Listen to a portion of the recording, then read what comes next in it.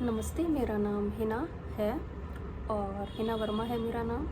और आज मैं आपको एक सच्ची कहानी बताने वाली हूँ, सच्ची घटना बताने वाली हूँ कि हिमाचल प्रदेश के हिमाचल प्रदेश के सिरमौर में प्रदीप नेगी और कपिल नेगी, दो सगे भाइयों की दुल्हन जो है वो एक ही है। उस लड़की का नाम है सुनीता चौहान। करीब ऐसी ही एक घटना 25 साल पहले होती है। करीब 25 साल पुरानी यह बात है कि 16 साल की एक लड़की जिसका नाम सुनीला होता है, उसकी शादी होती है। शादी जिस घर में होती है, दरअसल घर वो भी बहुत ही कमज़ोर होता है, गरीब होता है। परिवार भी ऐसा ही था कि उसका परिवार था जो कि एक ही कमरे में रहता था। एक ही कमरा था पूरे घर में, तो पूरा परिवार के जितनी भी सदस्य हैं वो एक ही कमरा में रहते थे। पति जब कमाने के लिए बाहर चले जाते हैं, तो सुनीला के पति जब कमाने के लिए बाहर चले जाते हैं, तो ऐसे धीरे धीरे काफ़ी साल बीत जाते हैं। और उसका जो देवर होता है उस समय कक्षा 4 में पढ़ता है जब सुनीला नाम की लड़की की शादी होती है। तो सुनीला नाम की लड़की तो उसके स्कूल जाने के लिए सभी व्यवस्थाएं, जो उसका देवर होता है उसके स्कूल जाने के लिए जो सभी व्यवस्थाएं होती हैं, तो उसकी भाभी सुनीला करती थी। जैसे कि स्कूल के लिए उसका टिफ़िन तैयार करना, उसका बस्ता तैयार करना, तो उसकी भाभी सुनीला करती थी। तो लेकिन जब पति बाहर शहर में पैसा कमाने के लिए जाते हैं, तो एक दिन अपनी पत्नी से कहते हैं कि सुनीला के पति कि तुम मेरे छोटे भाई से शादी कर लो, मतलब कि तुम उसकी पत्नी की तरह रहा करो। जैसे कि मैं शहर चला जाता हूँ तो यह बिल्कुल वैसे ही तुम्हारा ख्याल रखेगा जैसे कि मैं रखता हूँ। जब उस महिला ने यह बात सुनी तो उसके होश उड़ गए। वह सोचने पर मजबूर हो गई, और महिला सोचने पर मजबूर हो जाती है कि उसका पति ऐसा क्यों बोल रहा है। उसकी सास भी यही बात कहती है और ससुर भी यही बात कहता है कि सुनीला अपने छोटे देवर से शादी कर ले।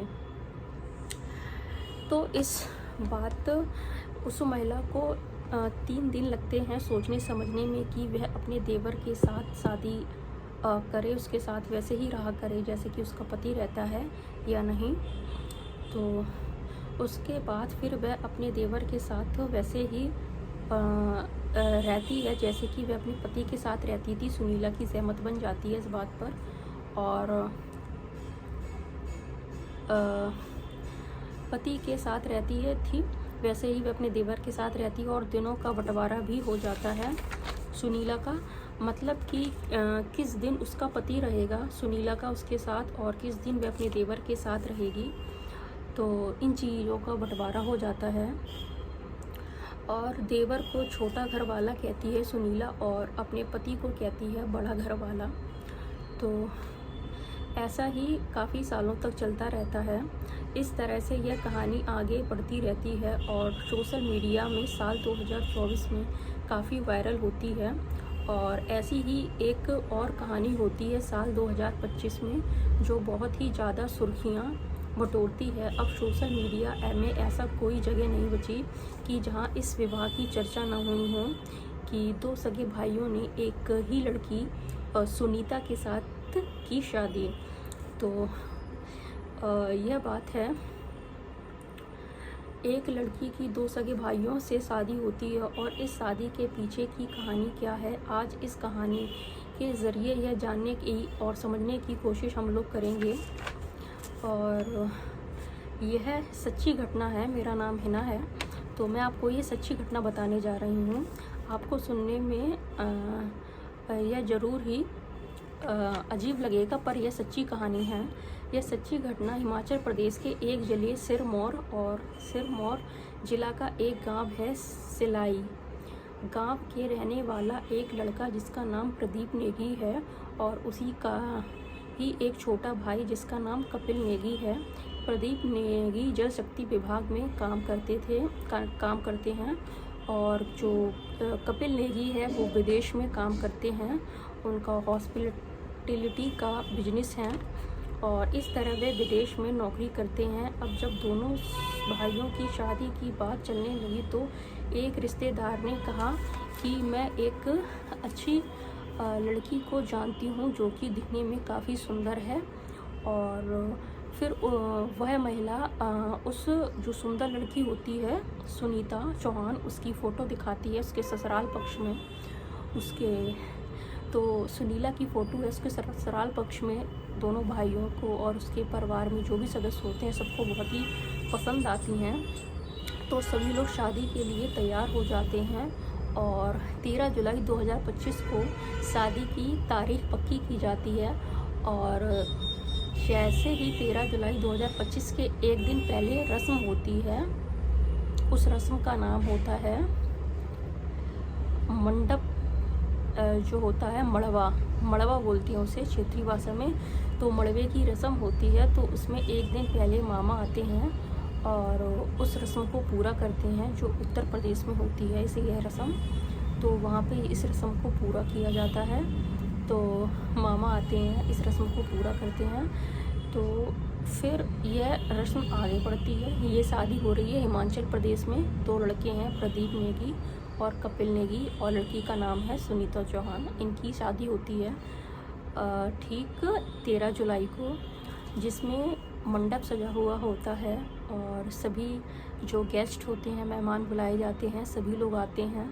खाना बना हुआ होता है, 4000 लोगों के खाना की व्यवस्था की जाती है। धूमधाम से सभी लोग आते हैं इस शादी में। सभी लोग इस शादी में आते हैं और जो खातिरदारी होती है उसका आनंद लेते हैं सभी गांव वाले। 4000 लोगों के खाने की व्यवस्था होती है और धूमधाम से यह शादी होती है। और इस शादी की खासियत यह है कि ये जो शादी है यह शादी आती है द्रौपदी परंपरा के अंतर्गत, या इसे कहें तो बहुपति विवाह के अंतर्गत। कि इस गांव में ऐसा होता है कि जो एक लड़की होती है वो अगर किसी दूसरे घर में अगर 3 भाई होते हैं जहां उसकी शादी होती है तो उसे तीनों भाइयों से शादी करनी होती है। और उस गांव की ऐसी प्रथा है। तो वहाँ पे जो भी और परिवार रह रहे होते हैं 36 लोग, तो वो लोग भी इस परंपरा को निभाते हैं। जो बड़े भाई की शादी होती है वो समाज में दिखावे से बारात में धूमधाम से हो जाती है, और बाकी भाइयों की जो 2 भाई यानी महिला के देवर होते हैं तो उससे गुपचुप तरीके से हो जाती है। तो ऐसी ही एक कहानी, कई कहानियाँ हैं इस गांव में। तो हिमाचल प्रदेश का ये गांव में बहुपति विवाह की काफ़ी परंपरा चल रही हैं। और सिरमौर ज़िले के गांवों में तो ऐसी परंपरा चल रही हैं बहुपति विवाह वाली।